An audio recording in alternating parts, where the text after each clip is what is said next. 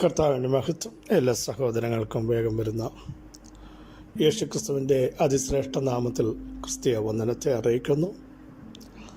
ഈ പകലിലും അവിടുത്തെ സന്നിധിയിലേക്ക് കടന്നു വന്ന അബ്ബാ പിതാവേ എന്ന് വിളിക്കാൻ അവിടെ നൽകിയ സാവകാശത്തിനായി നമുക്ക് ദൈവത്തിന് നന്ദി നിറഞ്ഞ ഹൃദയത്തോടെ സ്തോത്രം ചെയ്യാം. കർത്താവിലും അവിടുത്തെ അമിത ബലത്തിലും ശക്തിപ്പെടണം. ഇത് ദുഷ്കാലമാണ്. സമയം തക്കത്തിൽ ഉപയോഗിക്കണം. നമ്മുടെ കർത്താവിൻ്റെ വരവ് വാതിക്കലായിരിക്കും. മറ്റുള്ളവരെ നോക്കി വിധിക്കുവാനല്ല, നമ്മളെ തന്നെ ശോധന ചെയ്യണം. അതുകൊണ്ടാണ് വെളിപ്പാട് പുസ്തകത്തിൽ പരിശുദ്ധാത്മാവ് രേഖപ്പെടുത്തിയിരിക്കുന്ന സത്യമാണ്, വിശുദ്ധനിനെയും തന്നെ വിശുദ്ധീകരിക്കട്ടെ, ഇനി അഴുക്കാകട്ടെ, നീതിമാൻ ഇനിയും നീതി ചെയ്യട്ടെ. ഇതാ ഞാൻ വേഗം വരുന്നു, ഓരോരുത്തന് അവനവൻ്റെ പ്രവൃത്തിക്ക് തക്കവണ്ണം കൊടുപ്പാൻ എൻ്റെ കയ്യിൽ പ്രതിഫലവും കൂലിയുമുണ്ട്. സഹോദരങ്ങളെ, അവരവർ തന്നെ ഒരുങ്ങണം. കർത്താവിൻ്റെ വരവ് സ്വാഗതമായി, ആസന്നമായി. ഒരുങ്ങി നിന്നവർക്ക് മാത്രമേ, വിശുദ്ധ ജീവിതം നയിച്ചവർക്ക് മാത്രമേ മുൻപോട്ട് പോകാൻ കഴിയുകയുള്ളൂ. ആകയാൽ നമ്മുടെ വീണ്ടെടുപ്പെടുത്തിരിക്കുന്നു. ഓർത്ത് നിവർന്ന് തലകളെ പൊക്കുവീൻ, നനയാത്ത നാഴികയിൽ മനുഷ്യപുത്രൻ വരും. നിങ്ങൾ ഒരുങ്ങിയിരിപ്പീൻ എന്ന് വചനം നമ്മളെ പഠിപ്പിക്കുന്നത് പോലെ നാമോ നാശത്തിലേക്ക് പിന്മാറുന്നവരുടെ കൂട്ടത്തിലല്ല, വിശ്വസിച്ച് ജീവരക്ഷ പ്രാപിപ്പാൻ ഇടയാവണം. ലോകവും അതിൻ്റെ മോഹവും ഒഴിഞ്ഞു പോകും. ദൈവത്തിൻ്റെ ഇഷ്ടം ചെയ്യുന്നവൻ മാത്രമേ നിലനിൽക്കുകയുള്ളൂ. ദൈവത്തിൻ്റെ ഇഷ്ടമോ നമ്മുടെ ശുദ്ധീകരണമായിരിക്കാൽ ഇന്ന് പകൽ വിശുദ്ധിയോടെ അവിടുത്തെ മുൻപാകെ ഏൽപ്പിച്ചു കൊടുക്കാം. ശുദ്ധീകരണം കൂടാതെ ആർക്കും കർത്താവിനെ കാണുവാൻ സാധ്യമല്ല എന്ന് ദൈവത്തിൻ്റെ വചനം നമ്മളെ പഠിപ്പിക്കുന്നു.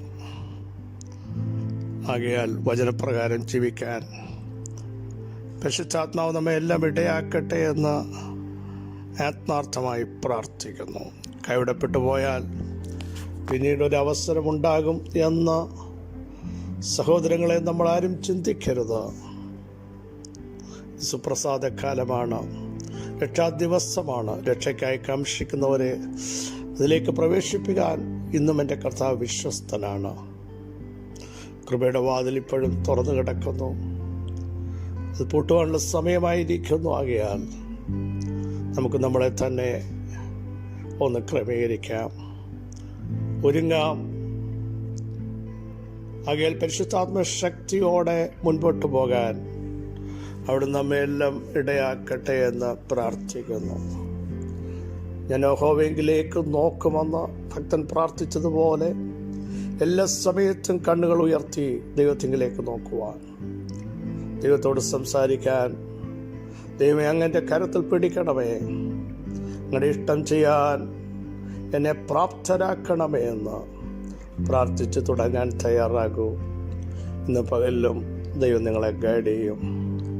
അവിടുത്തെ ആത്മാവ് നിങ്ങളെ ശക്തീകരിക്കും. അനർത്ഥ ദിവസത്തിൽ കൂടാരത്തിൽ ഒളിപ്പിക്കും. തിരുനിവാസത്തിൻ്റെ മറവിൽ നിങ്ങളെ മറയ്ക്കും. പാറമേൽ നിങ്ങളെ ഉയർത്തും. അവിടുത്തെ രക്ഷയെ കാണിച്ചു നൽകും.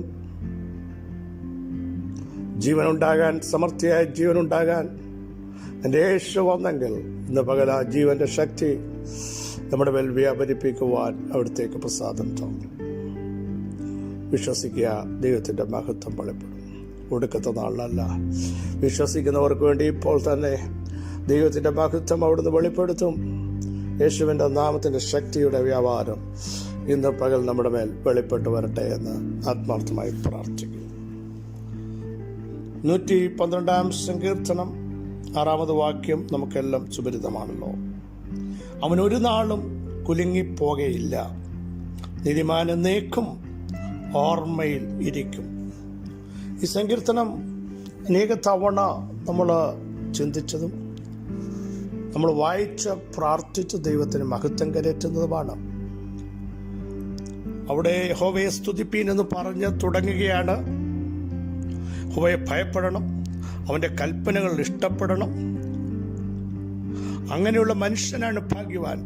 ഭൂമിയിൽ കുറേ മണിയുണ്ടാക്കി, നല്ല വീടുണ്ടാക്കി, നല്ല ജോലി ഉണ്ടാക്കിയ വ്യക്തികളല്ല ഭാഗ്യവാന്മാർ എന്ന് തിരുവെഴുത്ത് നമ്മെ പഠിപ്പിക്കുന്നു. എല്ലാത്തിൻ്റെയും സാരം കേൾക്കുക, ദൈവത്തെ ഭയപ്പെടുക.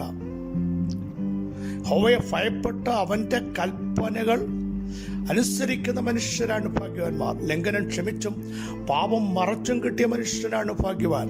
സ്തോത്രം. എന്നിട്ട് ആ സന്തതികളെ പറ്റിയാണ് പറയുന്നത്.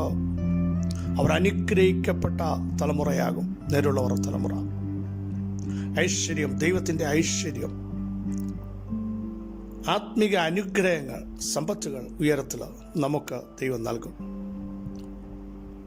സ്തോത്രം. അവൻ്റെ നീതി ഒരു ദിവസം കൊണ്ട് നിൽക്കുമെന്നല്ല, ഒരു ദിവസം കൊണ്ട് അസ്തമിക്കുമെന്നല്ല, അതെന്നേക്കും നിലനിൽക്കും എന്ന് വചനം നമ്മളെ പഠിപ്പിക്കുന്നു. നേരോടെ നിന്നാൽ ഇരുട്ട് വന്നാലും ഇരുട്ടിലും നിനക്ക് വെളിച്ചം ഉദിപ്പിക്കുന്ന ഒരു ദൈവമുണ്ടെന്ന് ഈ സങ്കീർത്തനം നമ്മെ വ്യക്തമായി പഠിപ്പിക്കുന്നു. അതിനുശേഷമാണ് സങ്കീർത്തനക്കാരൻ പറയുന്നത്, നീതിമാൻ അല്ലെങ്കിൽ അവൻ ഒരു നാളും കുലുങ്ങിപ്പോകയില്ല. നമുക്കറിയാം 46-ാം സങ്കീർത്തനത്തിൽ ഇങ്ങനെ പറയുന്നു, അതുകൊണ്ട് ഭൂമി മാറിപ്പോയാലും പർവ്വതങ്ങൾ സമുദ്രമധ്യേ വീണ് അതിലെ വെള്ളം ഇരച്ച് കലങ്ങിക്കഴിഞ്ഞാലും ഞാൻ കുലുങ്ങിപ്പോകത്തില്ല, അല്ലെങ്കിൽ ഞാൻ ചഞ്ചലിക്കില്ല, കാരണം ദൈവം എന്നോട് കൂടെയുണ്ട്. പ്രിയരെ, ശക്തമായത് പലതും കുലുങ്ങുമ്പോൾ നീതിമാനെ സംബന്ധിച്ച്, ദൈവഭക്തനെ സംബന്ധിച്ച് അവനും അവൻ്റെ കുടുംബവും കുലുങ്ങിപ്പോകാൻ എൻ്റെ ദൈവം സമ്മതിക്കുകയില്ല. സ്തോത്രം. ഹല്ലേലൂയ. നോക്കൂ, പർവ്വതങ്ങൾ കുലുങ്ങി സമുദ്രത്തിൻ്റെ മധ്യ വീണാൽ അതിലെ വെള്ളം ഇരച്ച് കലങ്ങിയാലും, അതിൻ്റെ കോപം കൊണ്ട് പർവ്വതങ്ങൾ കുലുങ്ങിയാലും പർവ്വതം കുലുങ്ങും, പക്ഷെ നീതിമാൻ കുലുങ്ങിപ്പോകയില്ല. കേട്ടോ, ഈ പകൽ ആത്മാവിൽ ശക്തിയോടെ നിൽക്കുന്ന, വചനപ്രകാരം ജീവിക്കുന്ന, അഭിഷേകത്തോടെ നിൽക്കുന്ന, പ്രാർത്ഥിക്കുന്ന സഹോദരങ്ങളെ, നിങ്ങൾ കുലുങ്ങിപ്പോകാൻ എൻ്റെ ദൈവം അനുവദിക്കത്തില്ല. കേട്ടോ, പിടിച്ചു കുലുക്കുമെന്ന് പറയുന്ന ശക്തികൾ കുലുങ്ങും, പക്ഷെ നിങ്ങൾ കുലുങ്ങത്തില്ല. കേട്ടോ, നോക്കൂ, പൗലോസിനെയും ശിലാസിനെയും അകത്തെ ആമത്തിലിട്ടില്ലേ, കൈകാലുകൾ ബന്ധിച്ചില്ലേ, എന്നിറങ്ങാമെന്ന് അവരുടെ അകത്തൊരു ചിന്ത പോലുമില്ല, ആരും ഇറക്കാനും വരില്ല. പക്ഷെ അവർ കുലുങ്ങിയില്ല. അവർ പ്രാർത്ഥിക്കുന്നവരായിരുന്നു, അവർ ദൈവത്തെ ആരാധിക്കുന്നവരായിരുന്നു. ആത്മാവിൽ ശക്തിയോടെ ദൈവത്തെ അവിടെ ആരാധിക്കാൻ തുടങ്ങി. പൗലോസ് കുലുങ്ങിയില്ല, ശീലാസ് കുലുങ്ങിയില്ല, പക്ഷേ അവരെ പിടിച്ചടക്കിയ കാരാഗ്രഹം കുലുങ്ങാൻ തുടങ്ങി. ഇന്ന് പകൽ നിന്നെ കുലുക്കാൻ വരുന്നത് കുലുങ്ങും, നീ കുലുങ്ങാതെ നിൽക്കും. Praise the Lord. നീ പതറാതെ നിൽക്കും, നീ ധൈര്യത്തോടെ നിൽക്കും. യേശുവിൻ്റെ നാമത്തിൽ നിന്റെ കുടുംബത്തെ പിടിച്ചു കുലുക്കാൻ, നിന്റെ തലമുറകളെ പിടിച്ചു കുലുക്കാൻ, നിന്റെ സമാധാനത്തെ തകർത്ത് കളയാൻ ഒക്കെ പിശാച് അണിയറയിൽ പദ്ധതി ഒരുക്കുമ്പോൾ പരിശുദ്ധാത്മാവ് ഹല്ലേലൂയ ഹല്ലേലൂയ ശക്തമായി ഇടപെടുന്നു. നീതിമാൻ കുലുങ്ങിപ്പോകാൻ അവൻ സമ്മതിക്കത്തില്ല, സമ്മതിക്കത്തില്ല, സമ്മതിക്കത്തില്ല. നോക്കൂ, അവൻ ഒരു നാളും പ്രതികൂലം വരട്ടെ, ചെങ്കടൽ വരട്ടെ, ഹാമാൻ വരട്ടെ, ഈസബൽ വരട്ടെ, ഈശാനമൂലൻ വരട്ടെ, മെലിത്തയിലെ അണലി വരട്ടെ, നീതിദേവി വരട്ടെ, അർത്തമീസിന്റെ ശക്തി വരട്ടെ, അതിനെ പിടിച്ചു കുലുക്കുന്ന ഒരഭിഷേകം ഞങ്ങളുടെ അകത്തുണ്ട്. യേശുവിൻ്റെ നാമത്തിൽ ഇന്ന് പകൽ ഏതൊക്കെ വെല്ലുവിളി വന്നാലും ഒരു നാളും വെല്ലുവിളികൾ എന്തും വരട്ടെ, ഞാൻ കുലുങ്ങിപ്പോവയില്ല. ധൈര്യത്തോടെ പറ, ഞങ്ങൾ കുലുങ്ങില്ല, ഞങ്ങൾ പതറില്ല, ഞങ്ങൾ സംശയിക്കില്ല, എടുത്ത സ്റ്റെപ്പ് പുറകോട്ട് വെക്കില്ല. യേശു ക്രിസ്തുവിന്റെ അധികാരമുള്ള നാമത്തിന്റെ ശക്തി ഇന്ന് പകൽ തന്റെ ജനത്തിന്റെ മേൽ വെളിപ്പെടുകയാ. പതറിക്കുവാൻ, കുലുക്കുവാൻ, ധൈര്യത്തെ ചോർത്തുവാൻ അണിയറയിൽ പദ്ധതി ഒരുക്കുമ്പോൾ അഭിഷേകമുള്ളവർ ധൈര്യത്തോടെ പറ, ഞങ്ങൾ ഒരു നാളും കുലുങ്ങിപ്പോകയില്ല. കാരണം ദൈവം ഞങ്ങളുടെ കൂടെ, ദൈവം ഞങ്ങളുടെ കൂടെ. ഞങ്ങളുടെ തലമുറകൾ കുലുങ്ങിപ്പോകില്ല, ഞങ്ങളുടെ കുടുംബജീവിതം തകരില്ല. ഞങ്ങൾ ആത്മാവിൽ ശക്തരാകും. വിശ്വസിക്കുന്നവർ ഈ പ്രഖ്യാപനം ഇന്ന് പകൽ ഹല്ലേലൂയ ഏറ്റുചൊല്ലാൻ തയ്യാറാവട്ടെ. യേശുവിൻ്റെ നാമത്തിൽ ആത്മാവിൽ പ്രഖ്യാപിക്കാൻ തയ്യാറാകട്ടെ. യേശുവിൻ്റെ നാമത്തിൽ മഹത്വത്തിൻ്റെ പ്രത്യാശയായ ഞങ്ങളുടെ വാഴ്ത്തപ്പെട്ട കർത്താവേ, ഞങ്ങളെ കേൾപ്പിച്ച ആലോചനയ്ക്കായി സ്തോത്രം. നീതിമാൻ ഒരു നാളും കുലുങ്ങിപ്പോകയില്ല.